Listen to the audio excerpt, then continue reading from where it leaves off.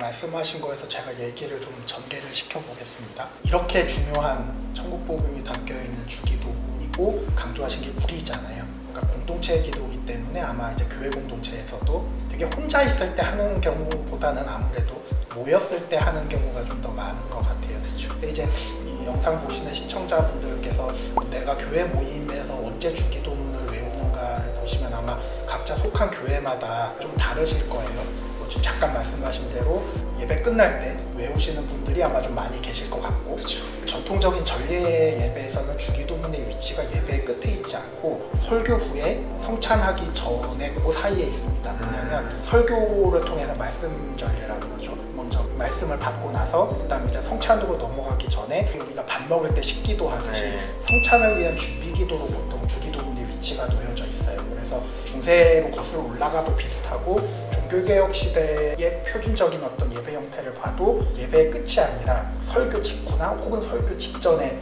주기도문이 배치되는 경우가 대부분인데, 또 어떤 교단에 따라서는 아예 주기도문을 예배 때 사용하지 않는 교단들도 꽤 있습니다.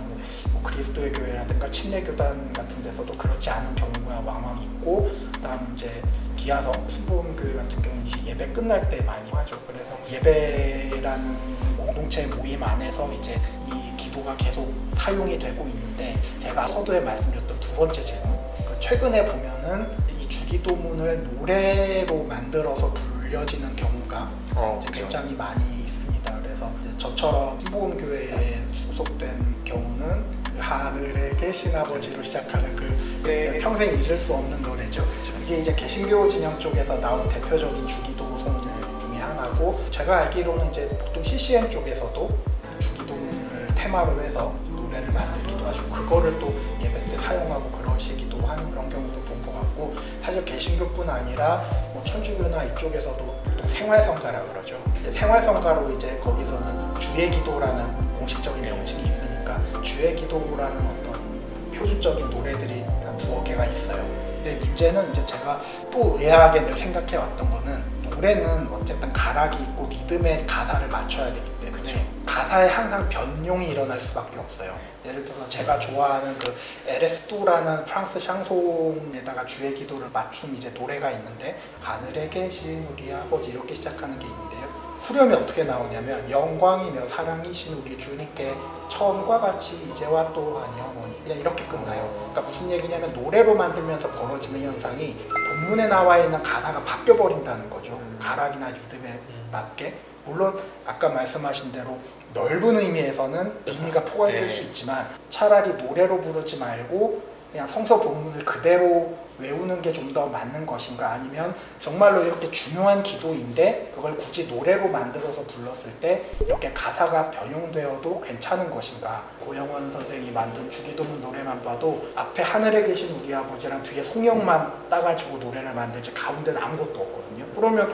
실제로 주기도문에서 중요한 부분 하나도 고백을 안 한 건데 본인들은 주기도문으로 예배를 마쳤다고 생각한단 말이죠. 그래서 이런 것들이 괜찮은 것인가 라는, 실제로 제가 목회 현장에 있을 때 가졌던 고민 중에 하나이기도 합니다. 어디까지 주기도문의 표현의 자유를 허락할 것인가. 교수님 의견 있으세요? 아니, 저는 이제 성서신학을 하는 사람이고 또 학교에서 가르치는 사람으로 본질을 훼손하는 것은 안 된다. 주기도문의 구절을 따서 이제 노래를 만드는 거야 괜찮지만, 제목을 그런데 주기도송, 뭐 주기도문이라고 붙여서는 안 된다. 예수님의 정신을 이해를 하는 것인가, 그런 노래들이, 아니면 아름답게 불려지기 위해서 혹은 자기가 원하는 어떤 지향점을 갖고 만드는 것은, 제 개인적으로는 주기도문의 어떤 뜻을 10분 이해하고 그걸 녹여낸다면 모르겠지만, 그렇지 않고 변형하는 것은 의도하지 않았지만 어쩌면 예수님의 뜻을 축소시키거나 혹은 잘못된 어떤 방향성을 줄 수 있다.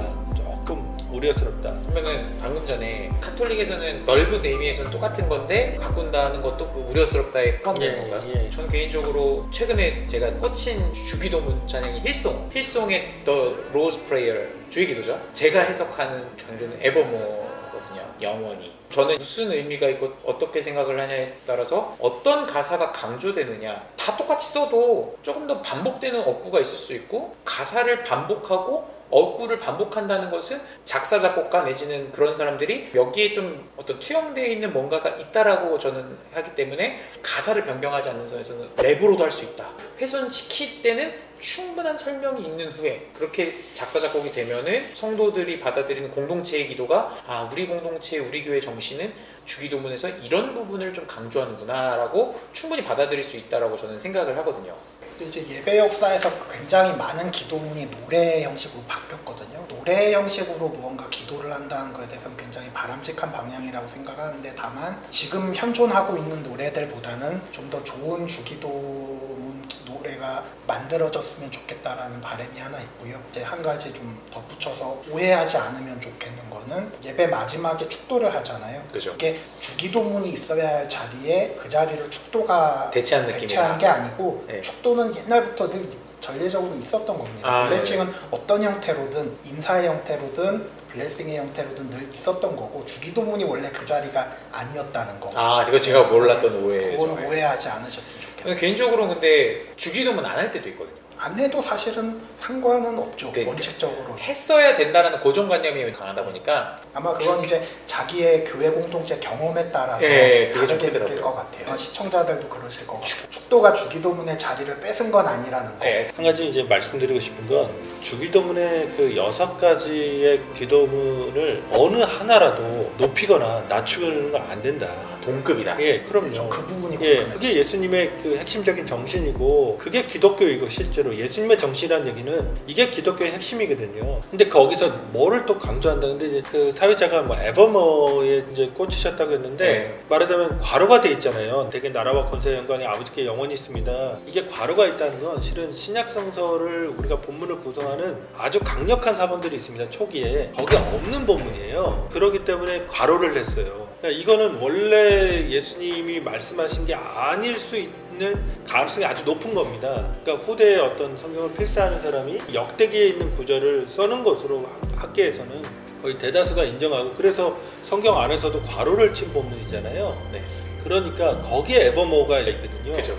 그러니까 Six Prayers에 여기에 초점을 맞추고, 이게 예수님의 말씀이라고 하는 것에 초점을 맞춰야지, 그 뒤에 있는 그 성령의 뭐 영혼이라든가 이런 뭐 나라 권세 영광, 여기에 초점을 맞춰서는 본문의 핵심 줄거리를 놓칠 수 있다. 제가 다녔던 교회에서도 클라이맥스로 하는데, 그게 클라이맥스가 아니라 그 6개 앞에 있는 기도의 정신, 그렇게 살아갈 수 있겠는가? 그런 세상이 아니라는 거잖아요. 그렇게 안 되니까 하나님께 기도하는 거니까, 그렇게 살아가도록 우리에게 보여주신 그런 삶의 비전이고, 그게 하나님의 뜻이니까 거기에 초점 좀 맞췄으면 좋겠습니다. 일용할 양식을 달라고 했을 때 이것까지 기도해야 돼라고 생각하는 사람도 있을 수도 있고, 내 문제가 아니잖아요. 우리의 문제고, 일용할 양식이 필요한 누군가는 우리 안에 늘 있어왔고 앞으로도 있을 것이고. 아까도 말씀드렸듯이 기도라는 게 없기 때문에 기도하는 거예요. 일용할 양식이 있는데 일용할 양식을 주세요 하는 건 아니죠. 그러니까 일용할 양식이 없는 사람이 존재하는 공동체입니다. 이게 사도행전 2장에서 지극히 가난하잖아. 구제하고 헬라파 가부나 혹은 히브리파 가부를 구제했던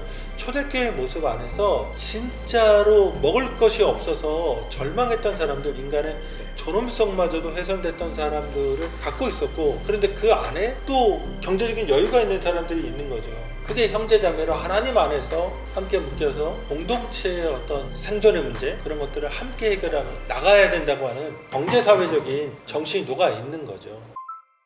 거의 이제 질문은 기본적인 건 다 끝냈고, 마지막으로 주기도문을 이제 마무리하면서 우리가 지향해야 될 기독교의 공동체들은 이랬으면 좋겠다. 어떤 형태로든 주기도문의 내용이 담고 있는 의미를 좀 더 확실하게 공동체 안에서 반드시 고백이 되어야겠고, 알고 그렇게 고백할 수 있는 인식들이 조금이라도 생겨났으면 좋겠다는 작은 바람이 있습니다.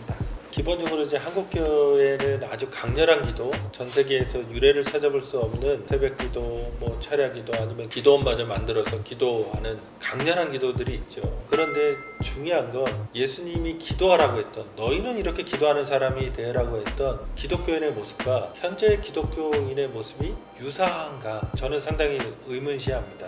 이미 예수님은 개인적 기도에 대해서는 거의 차단하다시피 하고, 나중에 가면 너희가 먼저 그의 나라와 의를 구하라고 했거든요. 이게 주기도문의 정신이죠. 하나님의 나라, 앞에 세 가지, 하나님의 이름, 하나님의 나라, 하나님의 뜻. 이게 한마디로 말하면 하나님 나라고, 하나님의 의라고 하는 건 하나님이 원하시는 행동이니까 그게 이제 공동체의 경제적인 사회적인 문제를 해결하자, 용서라고 하는 것. 그 다음에 이 세상의 논리에, 이 세상의 가치에 빠져들어가지 말자라고 하는 것, 그게 의를 행하는 거거든요. 이 세상의 논리는 도대체 뭐냐? 보이는 사람을 자기의 권익 때문에 이용하거나 억압하거나 착취하거나 이웃사랑 하지 못하는 거죠. 하나님 사랑과 이웃사랑이 하나님 나라의 핵심인데, 우린 이것을 위해서 기도하고 있는지, 아니면 교회 공동체가 그것을 위해서 얼마나 실천하고 있는지 반문하지 않을 수 없습니다. 다시금 이 천국복음의 핵심, 예수님이 십자가 지시면서까지 이루시려고 했던 이 가치를 우리가 잘 이어받아서 이 땅에 교회들이 상당히 어려워졌다고 얘기하고 복음이 가르고 막혔다고 얘기하는데, 그 복음의 핵심을 우리가 실천하는